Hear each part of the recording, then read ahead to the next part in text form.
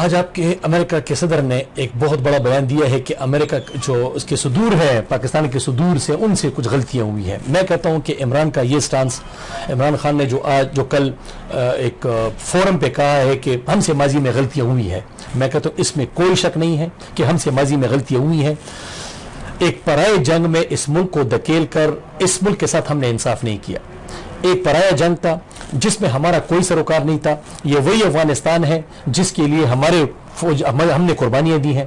جب یہ رشیا افغانستان میں موجود تھا تو اس وقت یہی لوگ جو کل کے ہیرو تھے آج زیرو کیوں بن گئے، ہمیں یہ تانے کیوں مل رہے ہیں؟ تو یہ وہ حالات ہیں جس کی وجہ سے ہمیں اب اگر کڑی سے کڑی ملائے تو ہمیں وہ غلطیاں جو ماضی میں ہوئی ہیں آج عمران خان یہی رو رہے ہیں کہ اس وقت بھی عمران خان کا اس وقت بھی یہی سٹانس تھا کہ پرائے جنگ میں ہمیں دھکیل کر ہمارے حکمرانوں نے غلطی کی ہے. اور آج بھی جو خمیازہ ہم بھگت رہے ہیں، جو دنیا اقوام عالم ہمارے ساتھ جو شک کی نگاہ سے ہمیں دیکھتے ہیں، یہ وہی حالات ہیں جو ہم سے ماضی میں کچھ غلطیاں ہوئی ہیں اور آج اس کا ہم خمیازہ بھگت رہے ہیں. وہ غلطیاں دوبارہ دہرانی نہیں چاہیے، بالکل نہیں، کیونکہ ریسنٹلی کچھ اپڈیٹس ایسی آ رہی ہے کہ اللہ کرے کہ ایسا نہ ہو، لیکن سننے میں آ رہا ہے کہ امریکہ کچھ پلاننگ کر رہا ہے ایران پہ اٹیک کرنے کا. اگر ایران پہ اٹیک ہوتا ہے تو ہم اگر دیکھیں تو انڈیا ایک سائڈ پہ تو امریکہ کے ساتھ بہت زیادہ کلوز ہو چکا ہے، کیونکہ دونوں کی اکثر چیزوں پہ جو مائنڈ لیول ہے وہ میچ کرتا ہے. وہ اگینسٹ پاکستان ہے، اگینسٹ افغانستان ہے، تو دونوں جو ہے نا آپس میں ملے ہوئے ہیں، یا اگینسٹ چائنا. تو اگر ایران پہ امریکہ حملہ کرتا ہے، ایک سائڈ پہ جو ہے نا یہ انڈیا اور امریکہ بہت قریب ہے، دوسری سائڈ پہ انڈیا کا تعلق ایران کے ساتھ بھی کافی قریبی تعلق ہے. تو ایسے سائڈ پہ، ایسے لیول پہ یا ایسے پن پوائنٹ پہ آپ انڈیا کو کہاں کھڑا دیکھ رہے ہیں کہ دو ممالک کے بیچ میں لڑائی شروع ہو جاتی ہے اور انڈیا کا تعلق دونوں کے ساتھ انتہائی قریبی ہے. دیکھیں، اگر انٹرنیشنل پالیٹکس میں ارشد اگر آپ دیکھ لیں انٹرنیشنل پالیٹکس میں انڈیا کا ہمیشہ نیگیٹو رول رہا ہے.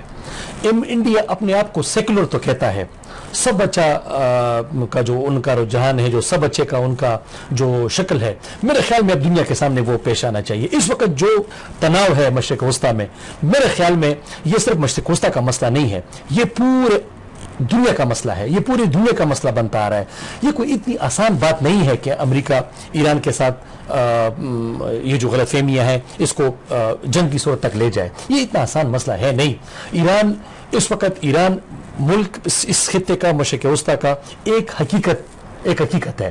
لیکن میرا خیال ہے کہ جو ہمیں تاریخ سے بھی واضح ہے کہ یہ سلسلہ ایران کا نہیں ہے، یہ مجھے کچھ اور کڑی نظر آ رہی ہے. یہ اس علاقے میں ایک اور بہانہ ڈھونڈا جا رہا ہے. جو ہمارے معاملات ہے چائنا کے ساتھ، جو ہمارے معاملات ہے اس ملک کی اس ریجن میں جو معاملات چل رہے، میرا اپنا ذاتی خیال ہے کہ یہ معاملات اس طرف کے رجحانات کو ختم کرنے کے لیے، اس وقت اس رجحانات کو ختم کرنے کے لیے یہ کچھ ایک گیم کھیلا جا رہا ہے. آپ کا کہنے کا مقصد یہ ہے کہ اگر خدا نہ خواستہ امریکہ اور ایران کے بیچ میں اگر لڑائی چڑھ جاتی ہے تو جو سب سے بڑا پروجیکٹ اگر انٹرنیشنل دیکھا جائے تو بہت بڑا پروجیکٹ ہے پاکستان اور چائنا کے بیچ میں سی پیک کا.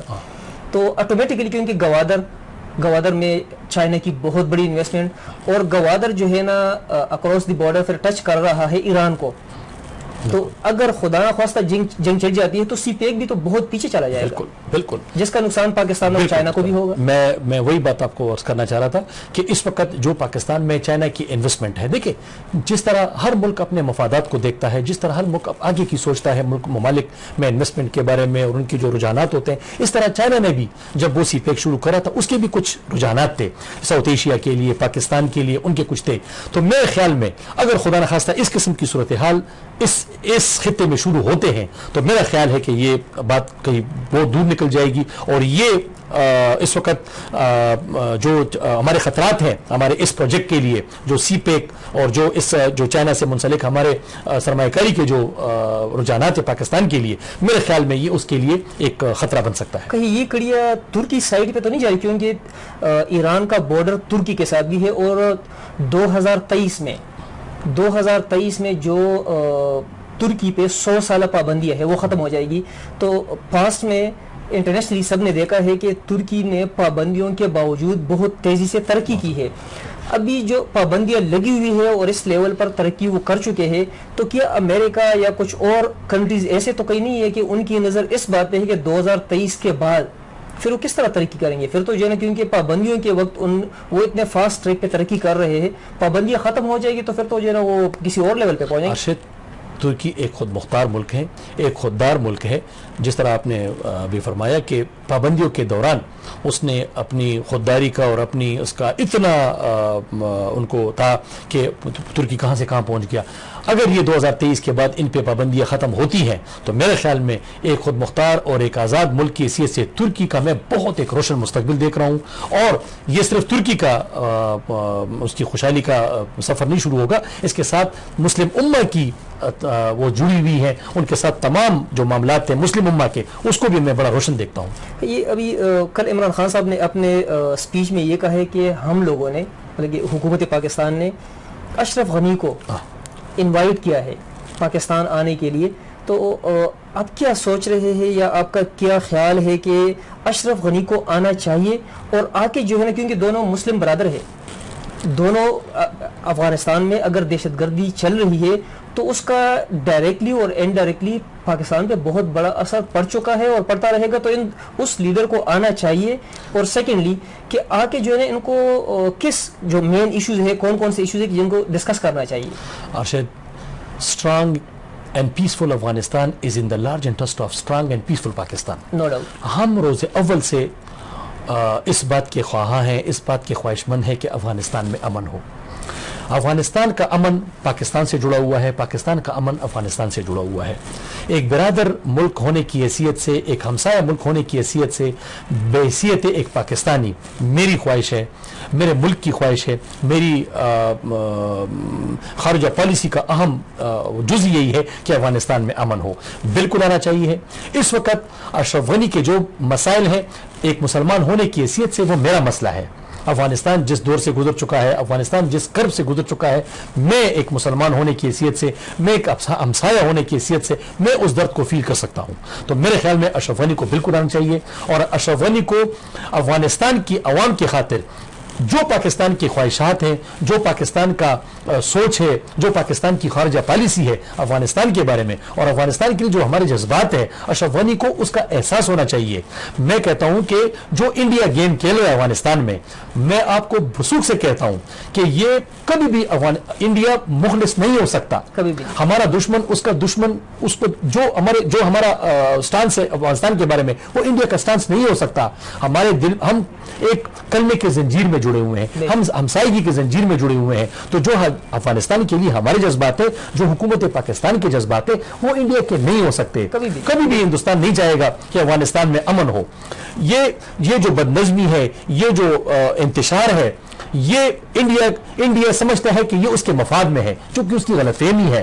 ہم روز اول سے کہہ رہے ہیں کہ افغانستان میں امن ہونا چاہیے. افغانستان میں جتنے بھی فیکٹرز ہیں, جتنے بھی گروپس ہیں, ان کو ایک ٹیبل پہ آنا چاہیے. آخر میں مذاکرات ہی مسئلے کا حل ہوتا ہے. اگر آپ 100 سال بھی جنگ لڑے, لیکن آخری حل مذاکرات ہی ہے.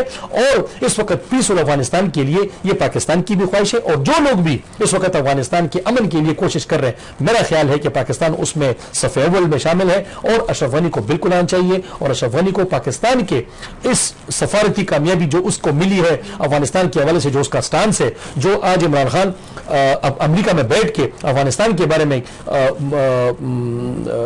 ٹرمپ کو یہ سمجھانے کی کوشش کر رہا ہے, امریکن انتظامیہ کو, اقوام عالم کو سمجھانے کی یہ کوشش کر رہے ہیں کہ افغانستان میں امن کے علاوہ اور کوئی چارہ نہیں ہے. 19 سال میں بھی آپ کوئی اور حل نہیں نکال سکتے. آپ افغانستان میں واحد حل امن ہے, اور امن کے لیے اشرف غنی کا اور تمام گروپس کا ایک پیج پہ آنا بہت ضروری ہے, اور یہ پاکستان کی خواہش ہے. یہ ابھی جس طرح آپ نے اپنی بات میں کہا کہ جو امریکہ ہے اس کو امن کی طرف آنا بھی چاہیے, تو ابھی جو ریسنٹلی افغان طالبان اور امریکہ کے بیچ میں ڈائیلاگ چل رہے تھے, اور تقریباً پن پوائنٹ پہ پہنچ چکے تھے.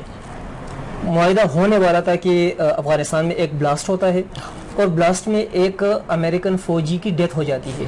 اس ڈیتھ کے بعد جو ٹرمپ ہے امریکن پریزیڈنٹ, وہ بیک فٹ پہ چلا جاتا ہے اور اعلان کرتا ہے کہ میں نے طالبان کے ساتھ نہیں ملنا، مذاکرات نہیں کرنے، ان شارٹ کے مذاکرات اس نے منسوخ کر دیے. تو دو چیزیں، ایک کیا یہ مذاکرات آپ کے خیال میں دوبارہ سٹارٹ ہوں گے، اور سیکنڈلی کیا اس کے پیچھے بھی انڈیا کا ہاتھ آپ کو لگتا ہے؟ ارشد، میں نے آپ کو پہلے بتایا کہ جو خطے میں انتشار ہے یہ انڈیا کا اولین ایجنڈا رہا ہے، پہلے بھی یہ رہا ہے اور اب بھی یہ رہا ہے کہ انڈیا، دیکھیں کشمیر میں وہ یہ جو انہوں نے حالات پیدا کر دیے ہیں، انتشار کے جو حالات پیدا کر دیے، آپ مجھے یہ بتائیں کہ اس میں فائدہ کس کو ہے؟ آیا اس کا فائدہ پاکستان کو ہو سکتا ہے؟ آیا اس کا فائدہ ہندوستان کو ہو سکتا ہے؟ یہ جو انتشار کی کیفیت ہے یہ کسی بھی ملک کا، دیکھیں جنگ کسی مسئلوں کا حل نہیں ہوتا، یہ انڈیا کی غلط فہمی ہے، ہندوستان کی یہ غلط فہمی ہے کہ وہ کہتے کہ کوئی جنگ ہو اور مسئلے جنگ سے حل ہوں.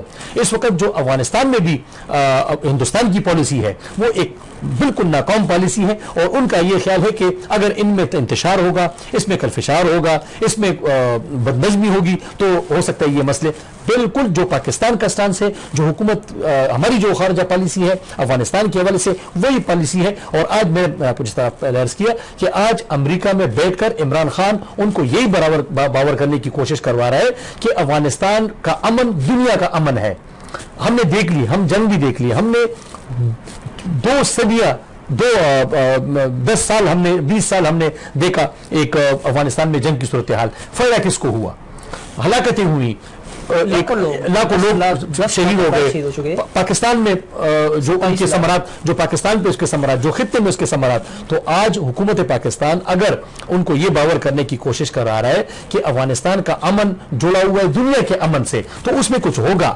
وی ہیو سفرڈ، ہم سفر کر چکے ہیں، خطہ سفر کر چکا ہے. تو میرا خیال ہے کہ ان کو بالکل کرنا چاہیے، یہ مذاکرات دوبارہ شروع کرنے چاہیے، اور جتنے بھی وہاں پر گروپس ہیں ان کو جو ٹیبل ٹاک ہے اس پہ آنی چاہیے، اور in the large interest of Afghanistan, in the large interest of Afghan people, ان کو یہ مذاکرات شروع کرنے چاہیے اور افغانستان کو ترقی کی راہ پہ گامزن کرنا چاہیے. اسد صاحب، باتیں تو بہت ہے اور دل بھی کر رہا ہے کہ ہم مزید گفتگو کریں، لیکن ٹائم کی کمی کی وجہ سے آج کا پروگرام ادھر کلوز کرنا پڑے گا، اور امید کرتے ہیں کہ نیکسٹ کسی پروگرام میں ہم ڈیٹیل سے جو اس ٹائم کے فریش ایشوز ہوں گے اس پہ ڈسکشن کریں گے. ناظرین، ایڈوکیٹ اسد صاحب کی جو ہے نا ان ڈیٹیل گفتگو آپ لوگوں نے سنی. اس میں کوئی شک نہیں ہے کہ جنگ کبھی بھی ایک جو بھی اس ٹائم پہ ایشو ہوتا ہے اس کا حل نہیں ہوتا، بلکہ مذاکرات، ایک ٹیبل پہ آ کے ان چیزوں کو ڈسکس کرنا اور ٹیبل کے اوپر اس کا سلوشن نکالنا، یہی حل ہوتا ہے. جنگوں سے الٹا جتنے بھی اقوام ہوتے ہیں یا ممالک ہوتے ہیں وہ پیچھے جاتے ہیں، آگے ترقی نہیں کر پاتے. ناظرین، شکریہ.